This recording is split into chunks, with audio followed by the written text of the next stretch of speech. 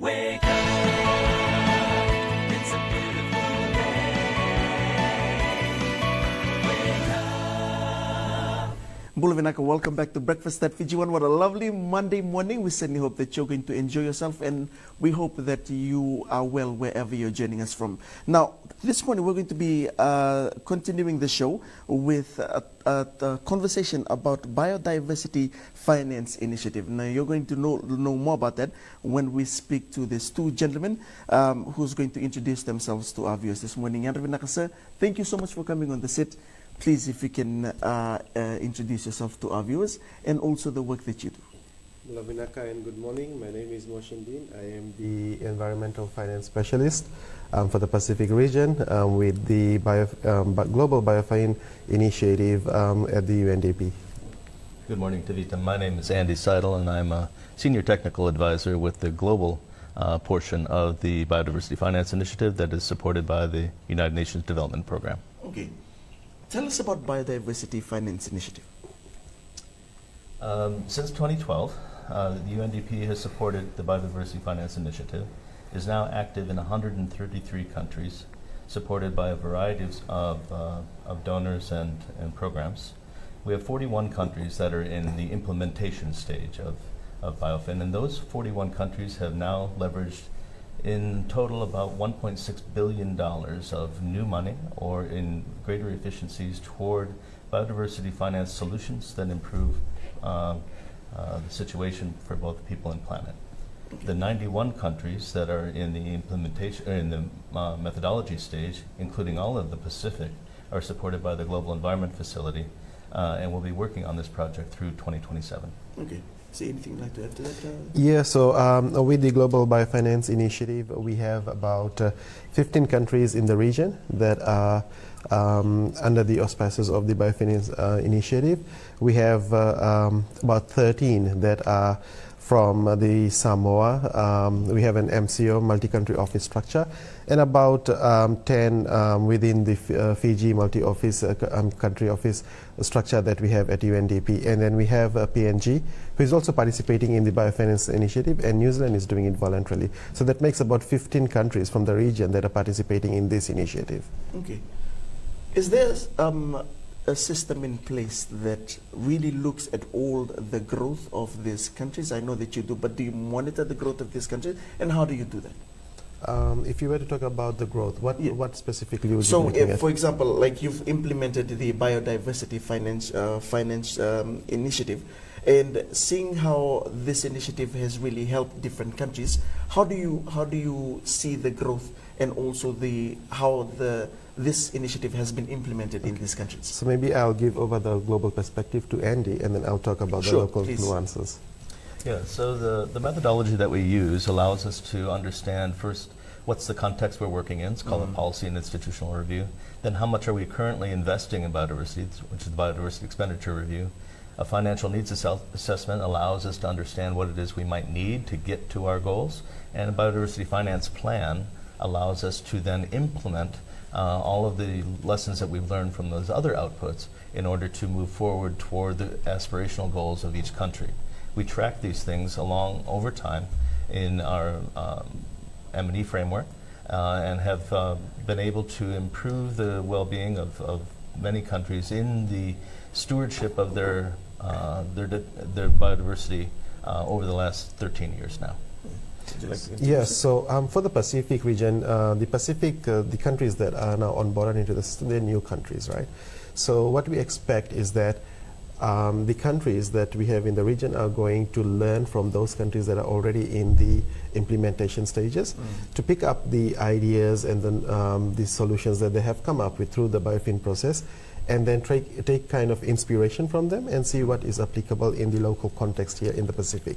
That being said, what I see is that this project is very instrumental in the sense that what it basically does not let the country rely specifically on external funding sources. What it does is that it allows the countries, specifically the governments and other institutions, including other developmental partners, to look at opportunities to resource mobilize using the different types of solutions that they're going to implement within the scopes of biodiversity degradation, and also within the larger frameworks of biodiversity conservation, restoration, rehabilitation, the proper management and utilization of biodiversities across the region, and also locally within their own countries, right? So we are looking at, we are foreseeing that we are going to have certain solutions that are going to be regional in nature, and also there are going to be certain biodiversity solutions that are going to be implemented by countries that is going to be very locally grounded and centered, in the sense that these solutions will help to basically contribute towards the restoration and rehabilitation. But at the core of this is that we are trying to fill the gap that we have in terms of $700 to $800 billion that is required to rehabilitate and restore and conserve biodiversity. And we know that Pacific Island countries will not be able to do it alone. They need co-funding, they need funds beyond what is being given through the donors, etc., to resource mobilize in order to protect our biodiversity, which is really the armor and the armies for us, if we look at from the perspective of existential threat, climate change, land degradation, the issue of triple planetary crisis, etc. Okay. Sir, anything you'd like to add to that? I think specifically in the Pacific, the level of dependence on nature of the local populations is extremely important, and therefore, and its vulnerability to climate change is also extremely high, and therefore, any solutions that we come up with to improve the well-being of people also has to take into account climate change and biodiversity, from restoration of coral reefs to carbon credits for mangroves, using the tourism industry and fishing industry, for example, to help to leverage improved livelihoods for people who live very close to and are affected by the sea, will help us to measure better so that we can manage better the natural resources that we have available to us for this generation and on into the future. Okay. Gentlemen, we're going to go on a short break. When we return, I'd like to focus more on more things with BIOFIN, and also some of the things that our viewers at home can be part of with regards to this topic. That's coming up straight after the break.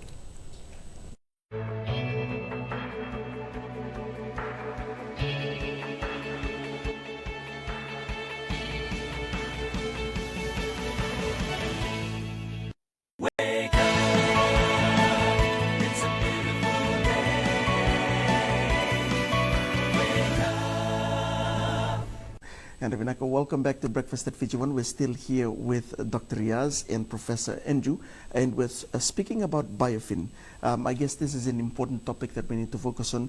Now, before we touch on the demographics that is that we, this initiative is focused on, tell us a little bit about the workshop that has recently just taken place in Pacific Harbour, and some of the conversation that was done surrounding this particular topic.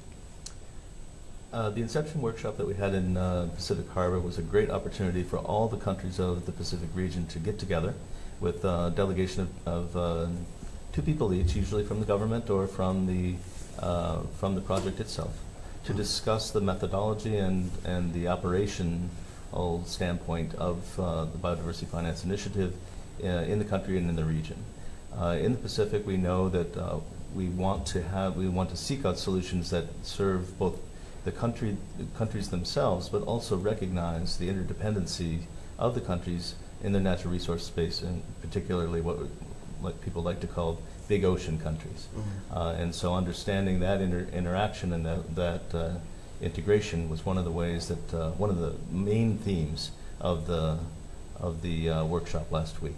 Also developing a community of practice, people who know other people in other places who are working on the same things can help us to be more efficient and solve the problems that we have together.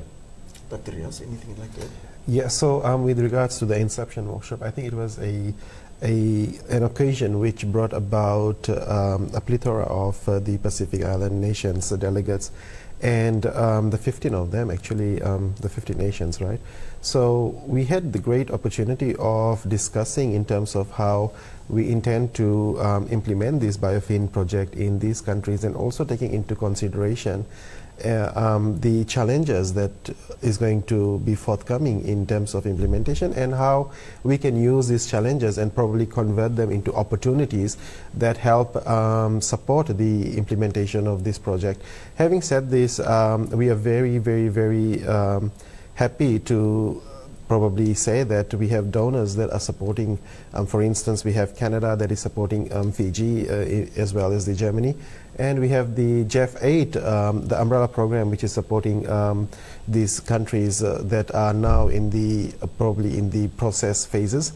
For the Inception workshop itself, what it did is basically give us an opportunity to look at solutions that are going to be probably be implemented at the regional level, as well as discussion in terms of what could be the feasibility of those local solutions that are going to be implemented at the local levels, but taking into consideration all the gaps and challenges and the bottlenecks and the red flags that we might foresee. And we understand that these are going to be things that are going to be forthcoming in terms of the implementation, but how we can convert these challenges into opportunities, I think that is what we were looking at in terms of bringing these voices together and giving them a stake on the table as well, right? Because too often when we do the Inception workshop, we want to understand from these government partners on the ground in terms of how UNDP is faring and how we're going to do better, and we continuously improve our implementation process in these countries. Okay.